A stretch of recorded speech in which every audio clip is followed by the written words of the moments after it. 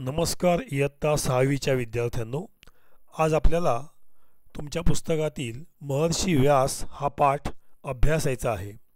महर्षी व्यास या पाठात आपल्याला व्यासमुनींच्या जन्माची गोष्ट तसेच त्यांनी लिहिलेल्या महाभारत या ग्रंथाची माहिती अभ्यासायची आहे। मुलांनो, तुम्हाला माहीतच आहे की आपल्या भारतामध्ये दोन फार मोठे ग्रंथ प्रसिद्ध आहेत।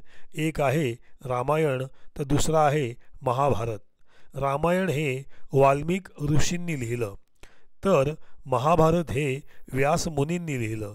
तर याच व्यासमुनींची गोष्ट व त्यांनी महाभारत का लिहिलं ही माहिती आपण महर्षी व्यास या आपल्या पाठामध्ये घेणार आहोत। महर्षी व्यास यमुना नदीमध्ये एक बेट होते। वेली, झाडे, झुडपे यांनी ते भरलेले होते। तऱ्हेतऱ्हेचे पक्षी तिथे किलबिलत होते। अशा या सुंदर आणि शांत बेटावर व्यासांचा जन्म झाला। व्यासांच्या जन्मानंतर व्यासांचे पिता पराशर मुनी तपश्चर्या करण्यासाठी निघून गेले। व्यासांची आई सत्यवती व्यासांसह या बेटावर राहू लागली। तर मुलांनो, यमुना नदीमध्ये एक बेट होते। बेट म्हणजे चारही बाजूला पाणी आणि मध्ये जमीन अशी जागा, त्याला आपण बेट किंवा द्वीप असं म्हणतो। अशा चित्रामध्ये आपण पाहू शकता। तर अशा या बेटावरती वेली होत्या, झाडे झुडपे होती आणि तऱ्हेतऱ्हेचे पक्षी तिथे किलबिलत होते। आणि अशा या सुंदर आणि शांत बेटावर व्यासांचा जन्म झाला। व्यासांच्या सोबत त्यांची आई सत्यवती आणि वडील पराशर मुनी होते। आणि वडील पराशर मुनी तपश्चर्या करण्यासाठी निघून गेले आणि व्यास आईसोबत त्या बेटावर राहू लागले। तर तपश्चर्या म्हणजे खडतर परिश्रम किंवा खडतर कष्ट। एखादी गोष्ट साध्य करण्यासाठी जेव्हा आपण खडतर परिश्रम घेतो तेव्हा त्याला तपश्चर्या असं म्हणतात। पूर्वी ऋषी मुनी देवाला प्रसन्न करून घेण्यासाठी तपश्चर्या करीत असत।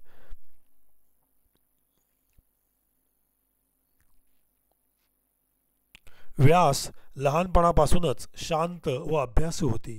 ते नेहमी ज्ञानसाधनेत रमत असत। आपला वेळ इतर कामात वाया दौडत नसत। आपली अभ्यासू वृत्ती त्यांनी कधीच सोडली नाही। व्यासांनी आपले ज्ञान उत्तम रीतीने वाढविले। ते देशभर फिरले। अनेक ग्रंथांची त्यांनी रचना केली। 18 पुराणे, 18 उपपुराणे, भागवत, ब्रह्मसूत्रे यासारखे अनेक ग्रंथ त्यांनी लिहिले। व्यास लहानपणापासून अभ्यासू होते। ते नेहमी ज्ञानसाधनेत रमत असत। ज्ञानसाधनेमध्ये म्हणजे अभ्यासामध्ये नेहमीच रमून जात, गुंग होऊन जात आणि इतर कामामध्ये आपला वेळ वाया दौडत नसत। आपली अभ्यासू वृत्ती त्यांनी कधीच सोडली नाही। वृत्ती म्हणजे स्वभाव। त्यांनी आपला स्वभाव अभ्यास करण्याचा कधीच सोडला नाही। व्यासांनी आपले ज्ञान उत्तम रीतीने वाढवले। देशभर फिरले ते आणि अनेक ग्रंथांची त्यांनी रचना केली। 18 पुराणे त्यांनी लिहिली, 18 उपपुराणे लिहिली, भागवत, ब्रह्मसूत्रे असे अनेक ग्रंथ त्यांनी लिहिले। ग्रंथ म्हणजे मोठे पुस्तक। हे ग्रंथ लिहून झाल्यावर सर्व विषयांचे थोडक्यात ज्ञान देणारा एखादा ग्रंथ लिहावा अशी इच्छा व्यासांना झाली। आपल्या जीवनात प्रत्यक्ष पाहिलेल्या अनेक गोष्टींची त्यांनी जुळवाजुळव केली। शेवटी त्यांच्या मनात एका मोठ्या ग्रंथाची कथा तयार झाली।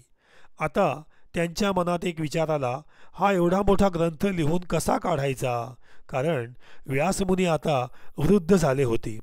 त्यांनी ब्रह्मदेवाला आपली अडचण सांगितली।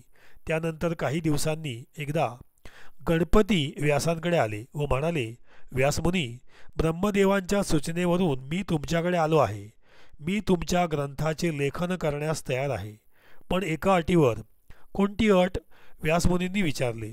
आपण कथा सांगताना मध्ये एक क्षणही थांबता कामा नये, म्हणजे माझ्या लिखाणात खंड पडणार नाही। गणपतींनी आपली अट सांगितली। व्यासांनी अट मान्य केली, पण व्यास म्हणाले, माझीही आपणाला एक विनंती आहे. जे काही लिहाल त्यातील प्रत्येक वाक्याचा अर्थ जाणून घेऊन तुम्ही ते लिहावे. अर्थ समजल्याशिवाय लेखन करू नये. व्यासांची विनंती गणपतीनेही मान्य केली. तर व्यासांनी अनेक ग्रंथ लिहिले, पण त्यांना शेवटी असं वाटलं की सगळ्या विषयांचे थोडक्यात ज्ञान देणारा एखादा ग्रंथ लिहावा आणि आपल्या जीवनात प्रत्यक्ष पाहिलेल्या अनेक गोष्टींची त्यांनी जुळवाजुळव केली आणि शेवटी एका मोठ्या ग्रंथाची कथा म्हणजे गोष्ट त्यांच्या मनात तयार झाली. आणि आता त्यांच्या मनात एक विचार आला की एवढा मोठा ग्रंथ लिहायचा कसा, कारण व्यासमुनी आता वृद्ध झाले होते. वृद्ध म्हणजे म्हातारे झाले होते. विचारही करायचा आणि सुचलेलं पुन्हा लिहून काढायचं, या दोन्ही गोष्टी त्यांना एकदम जमण्यासारख्या नव्हत्या. आणि त्यांनी आपली अडचण ब्रह्मदेवाकडे सांगितली. आणि त्यानंतर काही दिवस गेले आणि एकदा गणपती व्यासांकडे आले व म्हणाले, व्यासमुनी, ब्रह्मदेवाच्या सूचनेवरून मी तुमच्याकडे आलो आहे. मी तुमच्या ग्रंथाचे लेखन करण्यास तयार आहे, पण एका अटीवर. कोणती अट? व्यासमुनींनी विचारले. आपण एक कथा सांगताना मध्ये एक क्षणही थांबता कामा नये. कथा सांगताना आपण थांबायचं नाही, म्हणजे माझ्या लिखाणात खंड पडणार नाही, म्हणजे माझं लिखाण बंद पडणार नाही. गणपतीची अट व्यासांनी मान्य केली.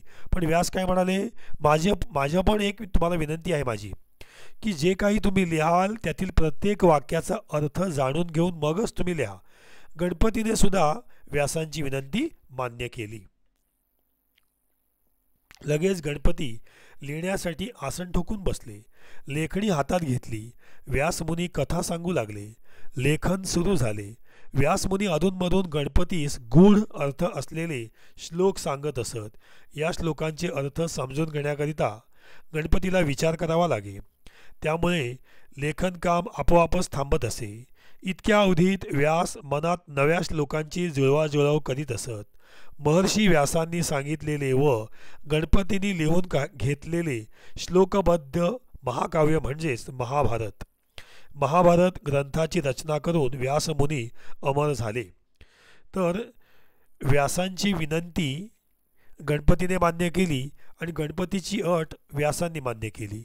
आणि गणपती लिहिण्यासाठी आसन ठोकून बसले. हातामध्ये लेखणी घेतली. लेखणी म्हणजे पेन. व्यासमुनी कथा सांगू लागले. परंतु व्यासमुनी काय करायचे, मधून गणपतीस गूढ अर्थ असलेले श्लोक सांगत असत. गूढ म्हणजे कठीण अर्थांचे श्लोक, आणि ते कठीण अर्थांचे श्लोक गणपतीला समजून घ्यायला जरा वेळ लागायचा. त्यामुळे गणपती लिहायचा थांबायचा, कारण व्यासांनी त्यांना विनंती केली होती की श्लोकाचा अर्थ समजल्याशिवाय तुम्ही लिहायचं नाही. आणि गणपती थांबले की पुढच्या श्लोक तयार करण्यासाठी, पुढच्या श्लोकांची जुळवाजुळव करण्यासाठी व्यासांना वेळ मिळत असे. अशा प्रकारे दोघंही एकामेकांच्या अटी सांभाळून हा ग्रंथ लिहू लागले. महर्षी व्यासांनी सांगितलेले व गणपतींनी लिहून घेतलेले श्लोकबद्ध महाकाव्य म्हणजेच महाभारत.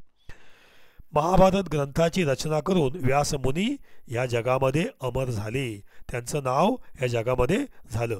तर अशी ही व्यासांची गोष्ट.